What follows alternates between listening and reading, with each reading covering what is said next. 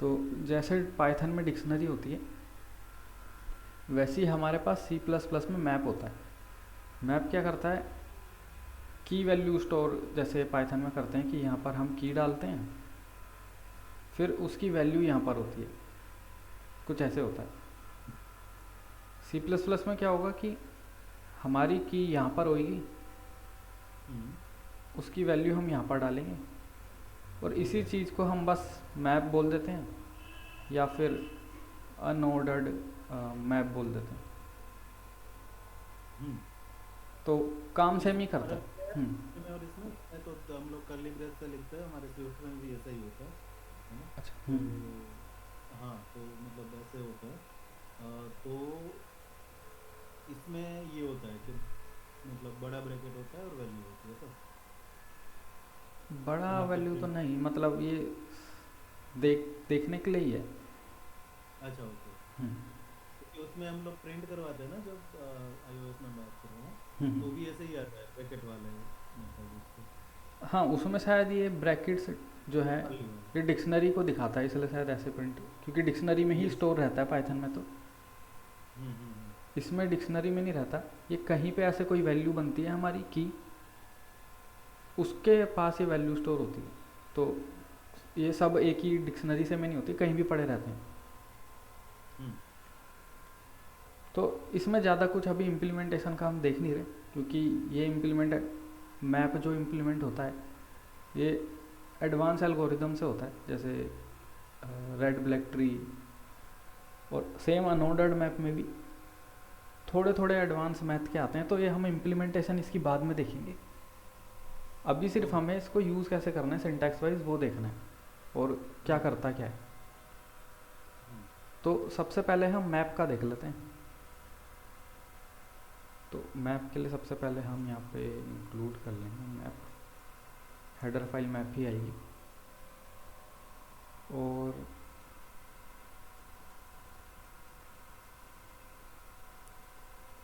अब मैप को यूज़ करने के लिए जैसे हम बाकी सबके साथ करते हैं, वेक्टर हो गया, स्टैक हो गया, हमें हम्म। सबसे पहले मैप कि हाँ मैप यूज़ कर रहे हैं।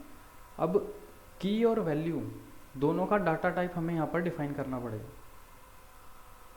फॉर एग्ज़ाम्पल अगर की हमारा इंटीजर टाइप का होगा और डाटा टाइप मतलब वैल्यू भी इंटीजर टाइप की होगी, तो हम ऐसे डिफाइन करेंगे। हम्म। तो पहला बताएगा हमारा मैप में ऐसे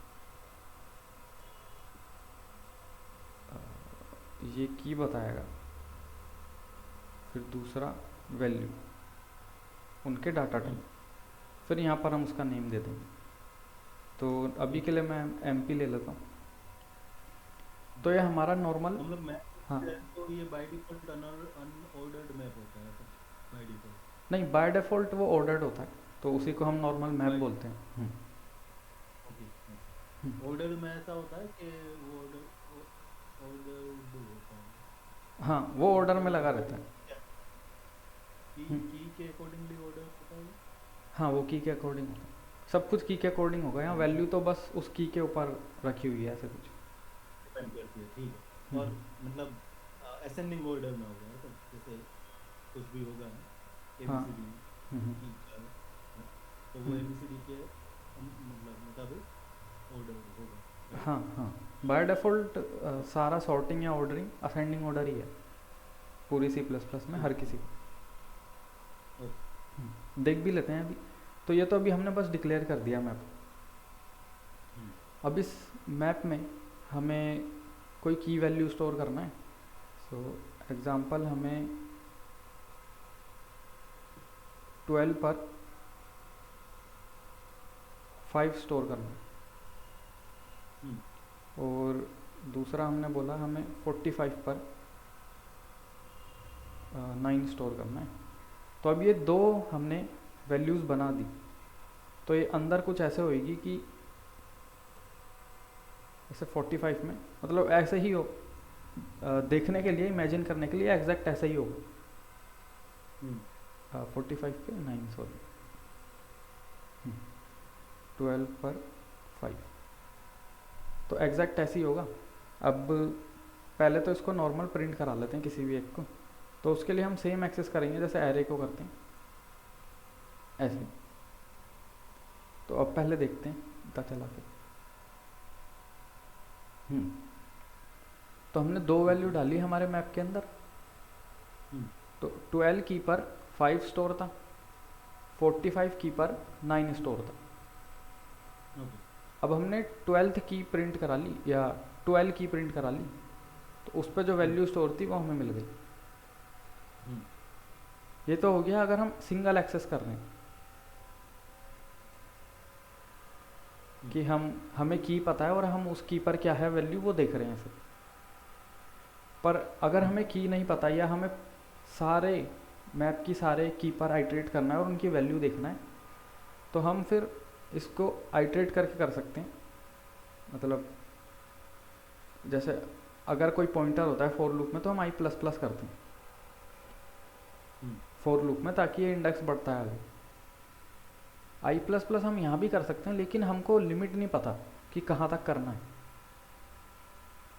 और ये आई हम अगर प्लस प्लस करेंगे तो ये तो इंडेक्स एक्सेस करेगा जाके। हम्म। लेकिन मतलब अगर हम इसको ऐसे एक्सेस कराएंगे तो ये तो इंडेक्स एक्सेस करेगा, और क्योंकि ये मैप है तो ये यहाँ पे इंडेक्स नहीं है, ये यहाँ पर ऐसा की जाएगा। हम्म। तो ये भी प्रॉब्लम है कि हमें तो की पता होनी चाहिए, इंडेक्स का तो यहाँ पे कोई रोल नहीं है। हम्म। तो अब हम यहाँ इसको आइटरेट कैसे करेंगे, हम आइटरेटर की हेल्प लेंगे कि ओके।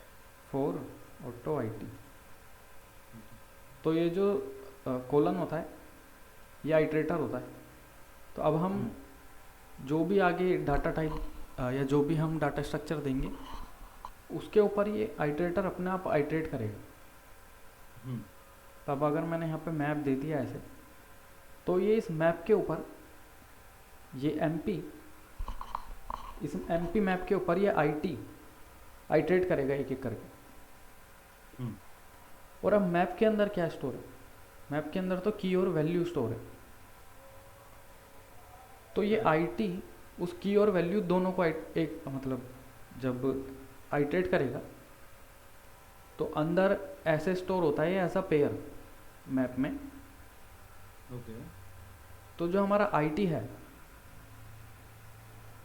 हम्म। डायरेक्ट में दिखाता हूँ, वो आईटी उस पेयर को पॉइंट करेगा। तो हम फर्स्ट और सेकंड पेयर की वैल्यू प्रिंट करा सकते हैं। मैं उससे क्या कह रहा हूँ तो देखते हैं डायरेक्ट। मैंने बोला आईटी जिस पे भी जाएगा फर्स्ट प्रिंट कराते हैं पहले अच्छा।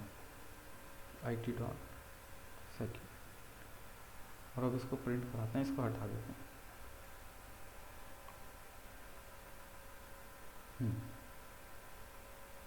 तो इंटरनली की और value as a pair store थे, करेक्ट। और आईटी अब हर एक पेयर पे जा रहा था। और अब हम आईटी फर्स्ट करके की एक्सेस कर सकते हैं, आईटी सेकंड करके उसकी वैल्यू एक्सेस कर सकते हैं। तो ऐसे अब हम मैप में मैप को इनिशियलाइज कर सकते हैं, डिक्लेयर कर सकते हैं सॉरी, और मैप में हम वैल्यू भी डाल सकते हैं ऐसे की पेयर, और उस सारे की पेयर को एक्सेस भी कर सकते हैं, और सिंगल को भी हम एक्सेस कर सकते हैं ऐसे। और हमने यहाँ पे अभी देख भी लिया कि ये असेंडिंग ऑर्डर में सॉर्ट है। इसमें और एक काम करते हैं, और वैल्यू डालते हैं तो दिखेगा। तो अब एक काम करते हैं, यहाँ पे 6 डाल दिया है। वैल्यू एक काम करते हैं सबकी सेम रखते हैं, ओके। ताकि मतलब वैल्यूज़ पे हम ध्यान ना दें, हम इन पे की पे ध्यान दें। और एक को 9 रखते हैं। अब इसको रन कराते हैं। तो हमने किसी भी ऑर्डर में वैल्यूज़ क्रिएट करी हो, क्योंकि ये मैप है हमारा और मैप बाय डिफ़ॉल्ट सॉर्टेड होता है। हम्म।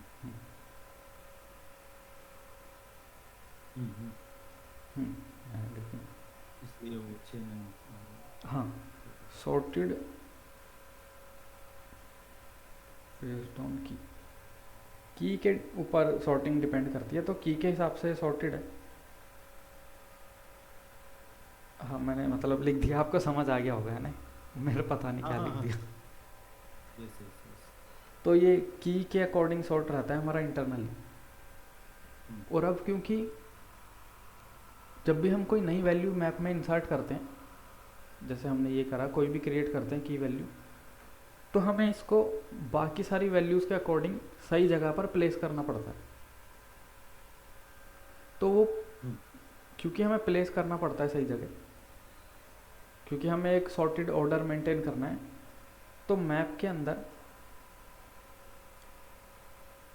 इंसर्ट हो या रिट्रीवल हो या क्या कह सकते हैं उसको, एक्सेस हो या फिर डिलीट हो, इन सब की जो हमारी टाइम कॉम्प्लेक्सिटी होती है वो log n होती है।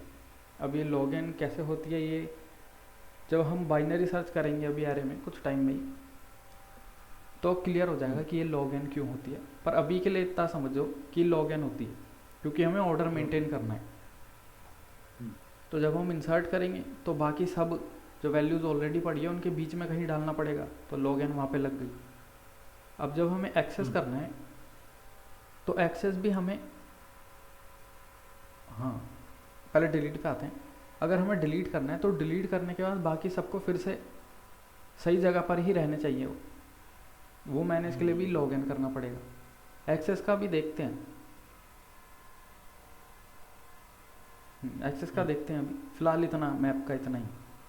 इसको डिलीट वगैरह वो देख लेते हैं कि डिलीट, हाँ डिलीट का इरेज वगैरह होगा, पर यहाँ से सही से देख लेते हैं। तो इसमें इंसर्ट तो हमने करके देख लिया, ये ऐसी फंक्शन है इसकी कभी ज़रूरत भी नहीं पड़ेगी। तो एक्सेस भी हमने कर लिया, अपडेट भी हो जाएगा, वो सब तो है। डिलीट, हाँ डिलीट इरेज से ही होता है। फंक्शन तो बहुत होंगे, हाँ इरेज तक ही है, फंक्शन वैसे बहुत है, पर मेन यूज़ में कौन कौन से आएंगे मैं यहीं लिख देता हूँ। मैप फंक्शन, तो पहला तो हमने देख लिया इरेज, क्योंकि जब भी हमें कोई वैल्यू इरेज करनी है तो नॉर्मली हम उसको कुछ भी सेट कर देंगे तो भी की तो हमारी पड़ी रहेगी मैप के अंदर, तो हमें उसे पूरा हटाना ही पड़ेगा। इसके लिए इरेज फंक्शन यूज़ करेंगे और उसको एक काम करते हैं, कर ही लेते हैं mp.erase, और यहाँ पे अब हमें की देनी पड़ेगी। तो एग्जांपल अगर मैं 45 नहीं 12 देता हूँ, 12 को अगर मैंने इरेज करा दिया और फिर से प्रिंट करा देता हूँ तो इससे हो जाएगा इरेज। अब सेकंड जो इम्पोर्टेंट है वो है फाइंड।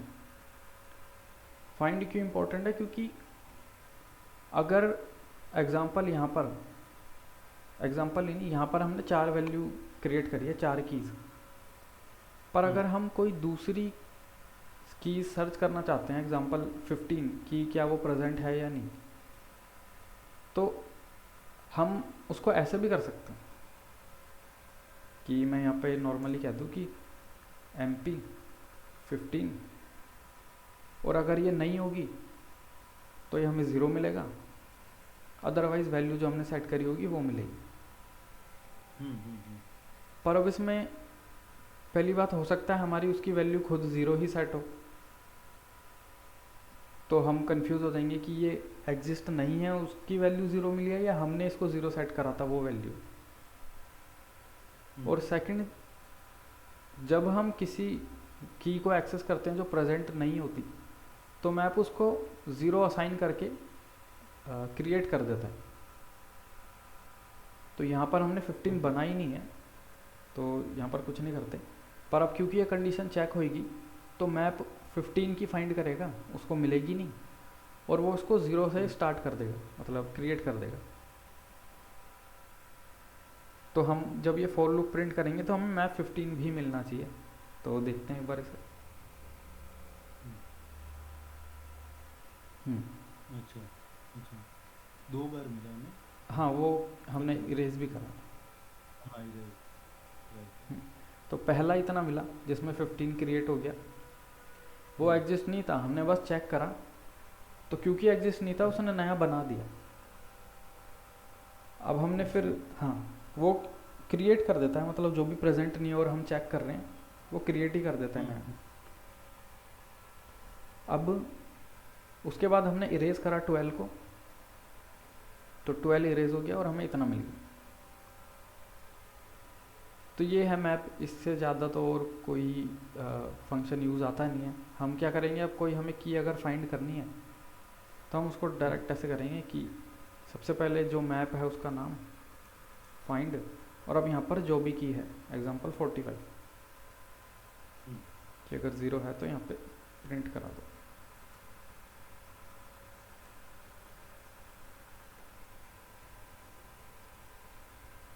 अच्छा हाँ, ये जो फाइंड फंक्शन है हमारा, ये वैल्यू रिटर्न करता है 1 या फिर -1। अच्छा अच्छा, तो फाइंड हुआ तो 1। हाँ। अच्छा, नहीं मिला तो 0 नहीं करता, -1 करता। तो एक काम करते हैं, ये सब नहीं कराते, हम देख ही लेते हैं एम पी डॉट की क्या कराएगा, मे बी 0 कराता हो। तो इसको एक काम करते हैं, बाकी को हटा लेते हैं।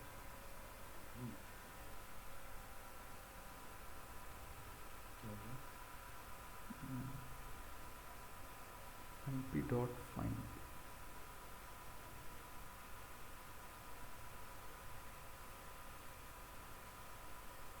फाइंड ऐसे लिखना है, मतलब स्मॉल ब्रैकेट में लिखना है या बड़े ब्रैकेट में लिखना है? नहीं स्मॉल में ही है, देखते हैं। हाँ स्मॉल में ही है वैसे तो। कहाँ पर है एम पी डॉट, हाँ यही है।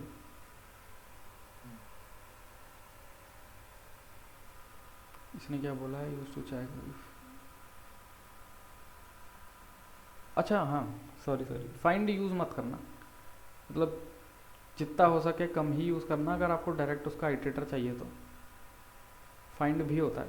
तो ये क्या करेगा, ये रिटर्न करेगा iterator. Iterator in the sense कि जो हम ये फॉर लूप चला के हर एक पेयर पे जा रहे थे, तो हम जा रहे थे थ्रू दिस आईटी। ये आइटरेटर था हमारा, ये इंडेक्स नहीं था, ये आइटरेटर था।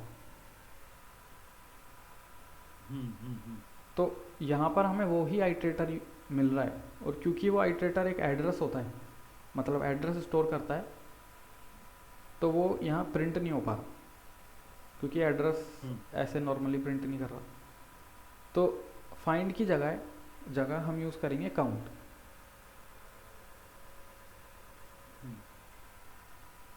तो काउंट फंक्शन हमें रिटर्न कराएगा जो भी कराएगा, इसके बदले हम यूज़ कर लेते हैं काउंट। और हाँ काउंट, तो इसने दे दिया 1, मतलब ये वाली की हमारे पास प्रेजेंट है मैप के अंदर।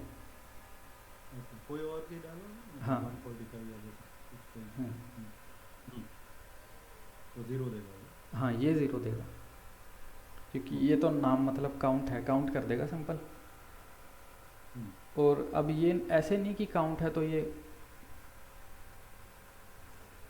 2 रिटर्न करेगा, क्योंकि मैप में की यूनिक होती है। तो भले ही हमने 2 बार करा है, इंटरनली एक ही की होगी 45 जिस पे 1 वैल्यू होगी। तो काउंट हमेशा या तो 1 होगा या 0 होगा। तो ये हो गया हमारा मैप। अभी इसमें वैसे कोई डाउट नहीं, अभी तक तो ठीक है। ये काउंट वाला ऑब्वियस नहीं है, बट अभी तो मुझे मतलब पता चल गया कि काउंट हमें करना है। हाँ ये काउंट की कितनी बार प्रेजेंट है मैप के अंदर वो बताएगा। और क्योंकि की यूनिक होती है। हाँ ऐसे अगर कोई भी बार नहीं होती तो 0 वरना 1 जो भी है। हाँ अगर की प्रेजेंट ही नहीं है तो 0 देगा। और की क्योंकि यूनिक है तो मैक्सिमम 1 बार ही प्रेजेंट हो सकती है। क्योंकि अगर यहाँ हम फिर से 45 को कुछ करते हैं तो ये क्या करेगा, पुरानी की पर ही वैल्यू अपडेट कर देगा। हाँ तो ये सेम वही रहेगी। यहाँ पे हम अगर मैप में वैल्यू भी प्रिंट कराएं तो अब 19 आएगा, क्योंकि ये वैल्यू अपडेट कर रहा है।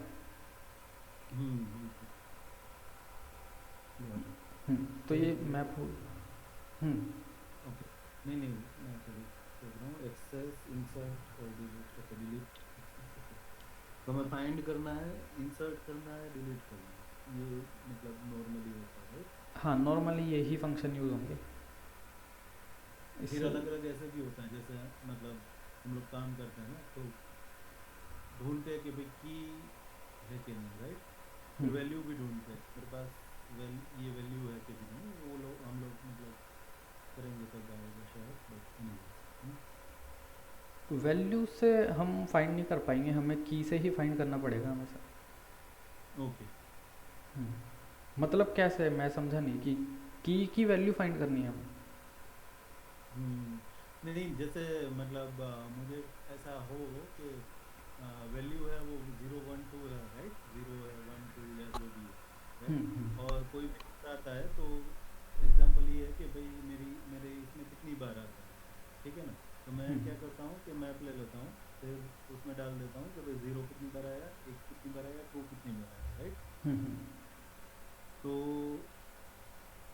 ओके, तो मैं बाद में की को ही एक्सेस करके वैल्यू निकालूंगा, है ना? हाँ। कीबोर्ड पे जैसे। हम्म। अगर वैल्यू का ही काउंट करना है तो उसके लिए अलग मैप बना सकते हो, वो हर एक वैल्यू कितनी हम्म, बार है वो रख सकता है। तो ओके। वैसे कर सकते हो, पर मेन तो की से ही सर्च कर सकते हैं, और कोई मैप में नहीं होता। हम्म। और इसकी कॉम्प्लेक्सिटी ये देख लेते हैं। मेरे को इंसर्ट की तो कंफर्म है, डिलीट की भी, एक्सेस की पता नहीं। सर्च, हाँ, तीनों की लॉग इन है। हम्म। सर्च, इंसर्ट, डिलीट, ये हो गया मैप। अब अनऑर्डर्ड मैप में कुछ अलग नहीं है, पूरा सेम है वो। बस उसमें क्या होगा, ये जो हमारा टाइम है ये ओवन हो जाएगा एवरेज में। हम्म। बट इन जब कोलिजन होता है, अब कोलिजन बाद में देखेंगे, तो ये भी ऑर्डर ऑफ लॉग एन ही, ऑर्डर ऑफ लॉग एन भी नहीं, ऑर्डर ऑफ एन चले जा सकता है। तो हम्म। कोलिजन वगैरह बाद में देखेंगे, पर अनऑर्डर्ड मैप में ये हो जाता है। और अनऑर्डर्ड मैप को भी सेम ही है पूरा।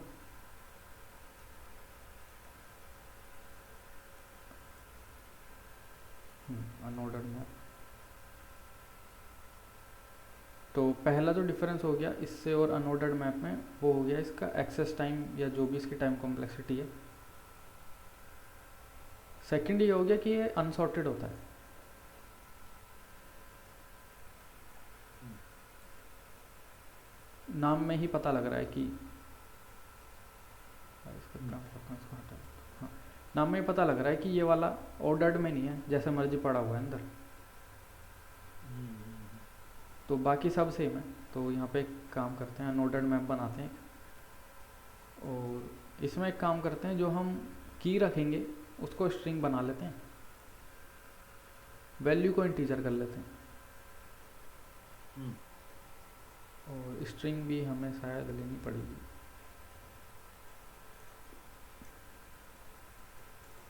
हम्म,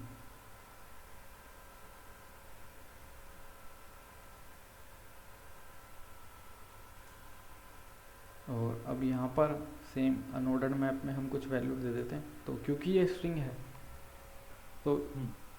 इसमें कुछ भी नाम देके इसको दे देते हैं वैल्यू।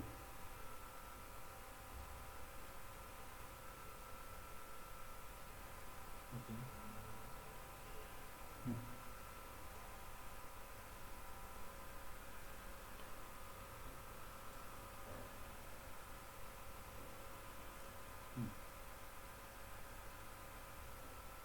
अब इसको भी एक्सेस करना हो तो सेम ही करेंगे जैसे उसमें करा था। करेक्ट। हम्म। हाँ, अनऑर्डर्ड मैप, और यहाँ पर अब सेम IT डॉट पास।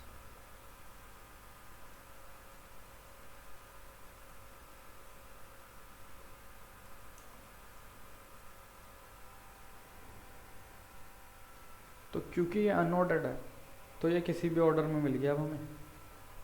हम्म। बस यही डिफरेंस है इसमें और मैप में, कि ऑर्डर सेम नहीं होता, और दूसरा टाइम कॉम्प्लेक्सिटी का फ़र्क रहता है।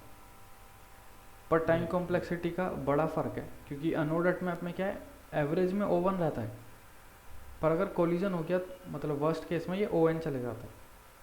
ON मतलब ये की के केस में कि की लेंथ क्या है और कितनी की प्रेजेंट है, इन सब में होता है, पर ON चले जाता है कोलिजन में। पर मैप में ये चीज़ फिक्स्ड है, वो हमेशा log n ही रहता है। तो भले ही डिफरेंस थोड़ा है, पर ये वर्स्ट केस में ON चले जाता है। इसलिए अनऑर्डर्ड मैप को अच्छे प्लेटफॉर्म पे यूज़ नहीं करते, जैसे कोड फोर्सेस हो गया, क्योंकि उनके टेस्ट केस ऐसे होते हैं कि अनऑर्डर्ड मैप में कोलिजन हो जाए और फेल कर जाए टेस्ट। ओके।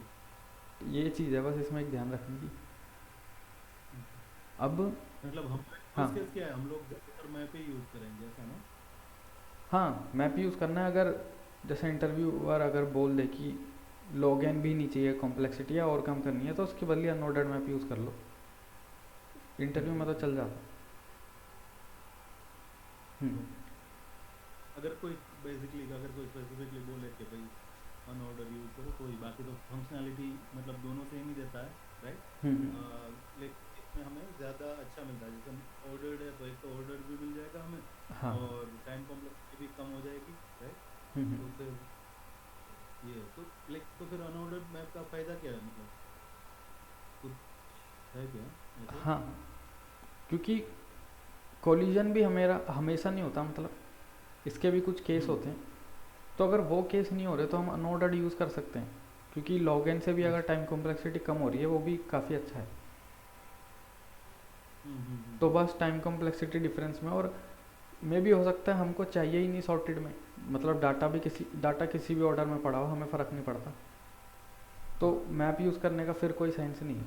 और डाटा अगर ऐसा है जो कोलाइड भी नहीं करेगा तो फिर अनऑर्डर्ड मैप ही यूज़ होगा। तो मैं ये बोल सकता हूँ कि ऑर्डर्ड जो नॉर्मल मैप है अपना, वो हमेशा O ऑफ log n देगा हमेशा, है ना? अनऑर्डर्ड जो है वो बेस्ट देगा O ऑफ 1 और वर्स्ट देगा O ऑफ n। तो मुझे पता है कि भाई मैं O ऑफ 1 अचीव कर पाऊंगा तो मैं अनऑर्डर्ड से ही कर पाऊंगा,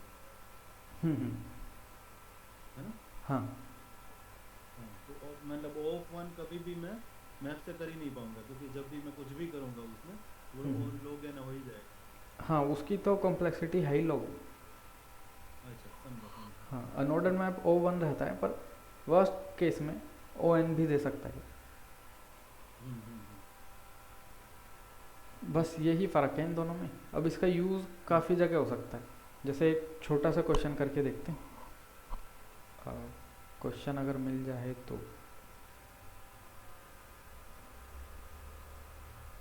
काउंट फ्रीक्वेंसी ऑफ एलिमेंट्स, अच्छा मैक्सिमम आ गया, चलो यही कर लेते हैं।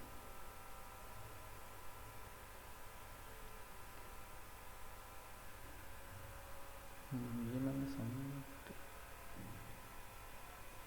हाँ, तो ये क्वेश्चन क्या कह रहा है कि you are given an array nums consisting of positive integers. अब हमें रिटर्न करनी है total frequency of elements in num such that those elements all have the maximum frequency.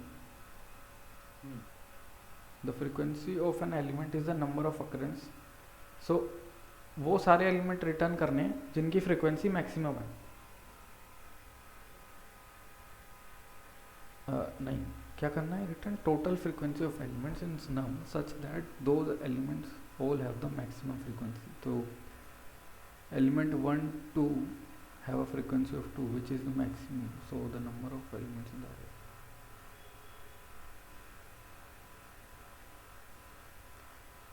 अच्छा, तो जिन जिन नंबर की फ्रीक्वेंसी सबसे ज़्यादा है तो उन सब की फ्रीक्वेंसी का सम देना है बस। ओके। जैसे 1 2 बार है, 2 भी 2 बार है, तो मैक्सिमम फ्रीक्वेंसी 2 है हमारी किसी भी एलिमेंट की। तो अब जिन जिन की फ्रीक्वेंसी 2 है उन सब फ्रीक्वेंसी का सम देना है उनका। तो 1 2 बार आ रहा है, 2 2 बार आ रहा है, तो टोटल 4 हो गए। अब यहाँ पे क्या है, 1 भी 1 बार है, 2 भी 1 बार, सब एक एक बार ही आ रहे हैं, और एक ही हमारी मैक्सिमम फ्रीक्वेंसी है। तो सब फ्रीक्वेंसी का सम, मतलब मैक्सिमम फ्रीक्वेंसी का सम देना है।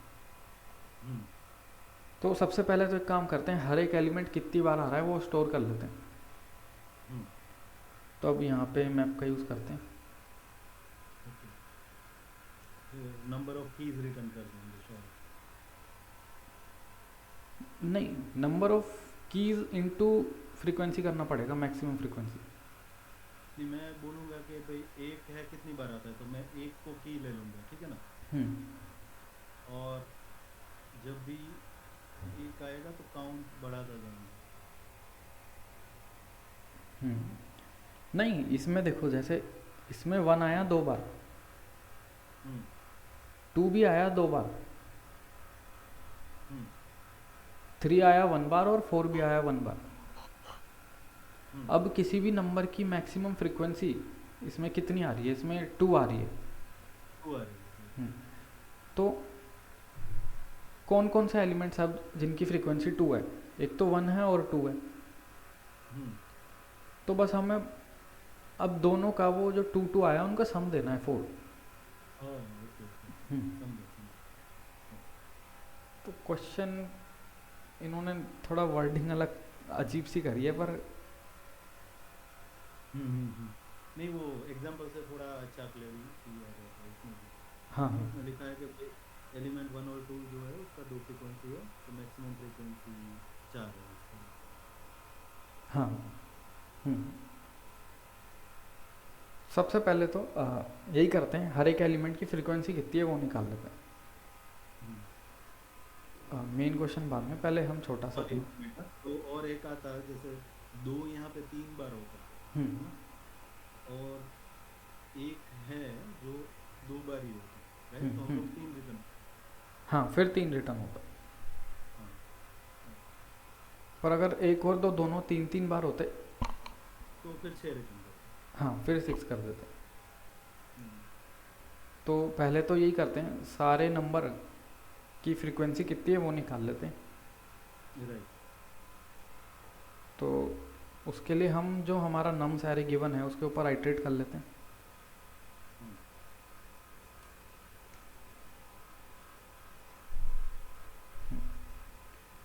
और जो हमारा मैप बनाया है हमने, उसके अंदर जिस पे हम जो नंबर नम्स में से हमें मिल रहा है आइटरेटर को x, उसकी फ्रीक्वेंसी बढ़ा लेंगे।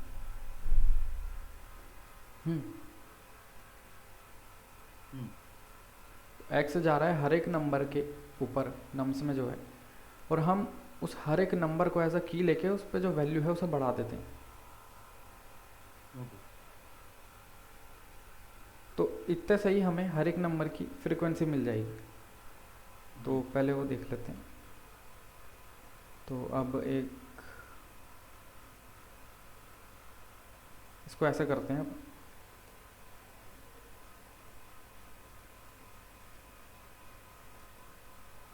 यहाँ पे है MP।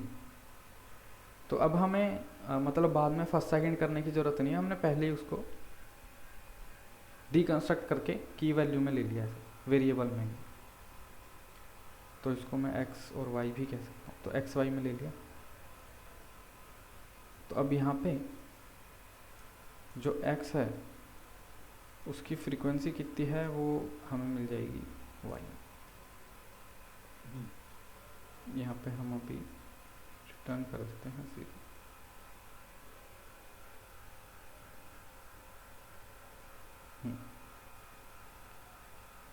वन 2 बार है, 2 2 बार है, 3 1 बार, 4 1 बार।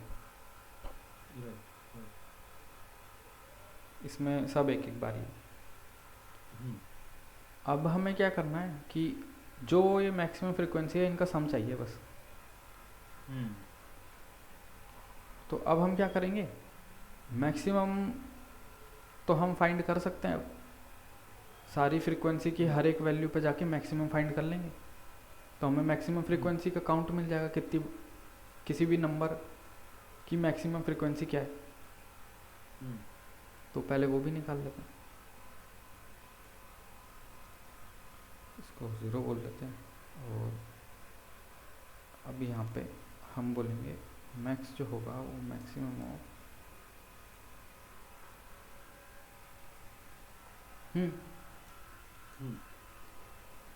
तो अब mx के अंदर मैक्सिमम फ्रीक्वेंसी किसी एलिमेंट की क्या है वो स्टोर है, देख लेते हैं।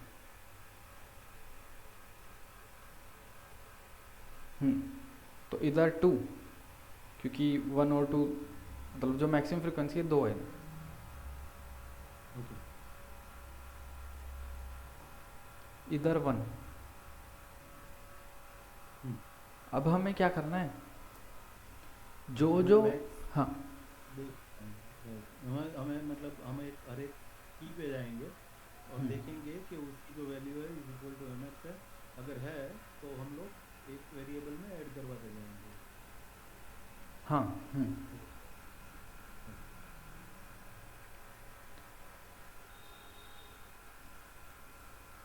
तो और एक फॉर लूप लेंगे क्या? हाँ ले सकते हैं, होगा तो पूरा ओ एन ही, ओ एन लॉग एन होगा, क्योंकि मैप यूज़ कर रहे हैं तो हर एक एलिमेंट को इंसर्ट करने की लॉग एन भी ऐड होगी, तो एन लॉग एन हो जाएगा पूरा। तो कोई नहीं, एक और ले लेते हैं। करने को तो बहुत तरीके हैं, पर अभी तो हम बस ऐसे देख रहे हैं। अब एक काम करते हैं, इसी को पूरा चला लेते हैं।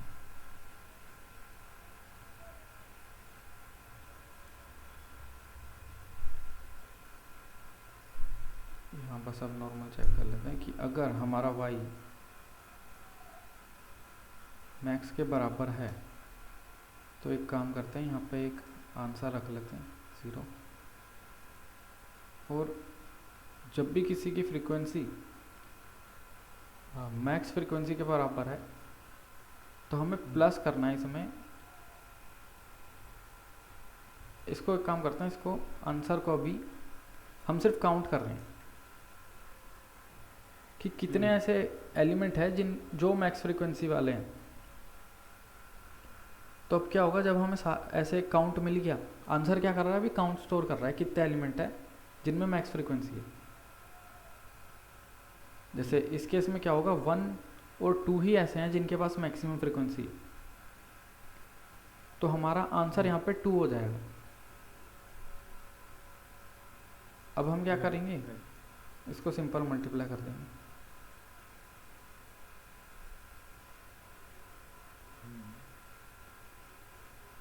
अब तो रिटर्न ही कर देते हैं।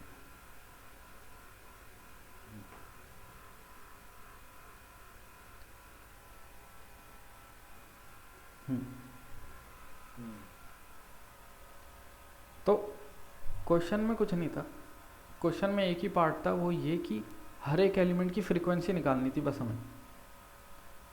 उसके बाद तो फिर ये नॉर्मल है, मतलब क्वेश्चन और कुछ नहीं था। तो ये बेसिकली मैप और अनऑर्डर्ड मैप का यूसेज के लिए सिंपल सा क्वेश्चन था, जिससे हमें पता लग गया हर एक मैप की फ्रीक्वेंसी हमें कैसे निकालनी है। उसके लिए बस हमें इतना सा करना है और उसकी फ्रीक्वेंसी को हम एक्सेस कर लेंगे ऐसे, फिर तो जो चाहे हम कर सकते हैं। ये सेम क्वेश्चन हम यहाँ पर ऑर्डर्ड मैप से करेंगे तो सेम हो जाएगा ये भी। तो कुछ चेंज नहीं है अनऑर्डर्ड मैप में और इसमें, सिवाय 2 चीज़ के, ऑर्डर के और टाइम कॉम्प्लेक्सिटी के, बस मैप का तो फिर इतना ही। इसके मैं 2-3 क्वेश्चन भेजूंगा, 2-3 ही भेजूंगा, इसके तो ज़्यादा नहीं, वो भी ऐसे ही होंगे सिंपल। बस इसका इतना ही है। वो जो हाँ ये ना तो हम लोग मैप से कर सकते हैं, जैसे हम लोग टू सम वाला जो हाँ वो क्वेश्चन है। 2 सम वाला ही, मतलब आपको सबसे पहले तो वही करना है इसका। बाकी 1-2 क्वेश्चन और है जो हमने पहले ही करे हैं, जिसमें मैप भी यूज़ हो सकता है, इसलिए मैंने पहले ये तीनों मतलब जो भी डाटा स्ट्रक्चर है इनको करने का करा है, कि ताकि हमें जब भी इनका यूज़ आए तो यूज़ तुरंत पता लग जाए। तो बस फिर मैप में तो आज इतना ही है। यस। अब बस इसके क्वेश्चन करने हैं आपको। ठीक है हाँ मैं भेजता हूँ फिर क्वेश्चन इसके। यस आप भेजो मुझे क्वेश्चन, है ना। और कल मेरा यही है, प्रेजेंटेशन है। अब कल मेरा एक प्रेजेंटेशन है शाम को, तो मैं कल ऐसा है तो कल क्वेश्चन ही करता हूँ। हाँ क्वेश्चन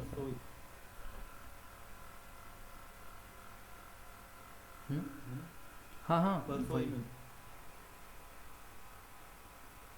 हेलो। हेलो हेलो, आ रही है आवाज़? हाँ आ रही है, बोलो। हम्म, हाँ नहीं, तो फिर परसों ही मिलते हैं। कल मैं क्वेश्चन ही करता हूँ, है ना, क्योंकि आज मुझे अभी प्रेप करना पड़ेगा कल के प्रेजेंटेशन के लिए। हम्म। तो आज मुझे जितना टाइम मिला वो आज करूँगा, बाकी मैं कल कर लूँगा, है ना।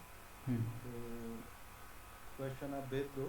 कल मैं दोपहर में मेरा 3-4 बजे वो है, ठीक है। हम्म। तो प्रेजेंटेशन, तो उसके बाद में फिर वापस क्वेश्चन ही कर लूँगा। तो कल थोड़ा लाइट ही रखते हैं और परसों मिलते हैं शायद। हाँ हाँ, वैसे भी अभी जैसे भी कोई टॉपिक देख रहे हो तो नया डाटा स्ट्रक्चर में तो सबसे ज़्यादा इम्पोर्टेंट है कि उसके पहले क्वेश्चन करो। क्वेश्चन कर लो, राइट। ताकि दिमाग में बैठ जाए वो, नहीं तो फिर भूल जाते हैं। Right right right. हम्म, ठीक है फिर, हाँ ठीक है, परसों ही देखते हैं, मैं क्वेश्चन भेजता हूँ। चलेगा चलेगा। हम्म, श्योर। ओके। हम्म, हम्म, बाय।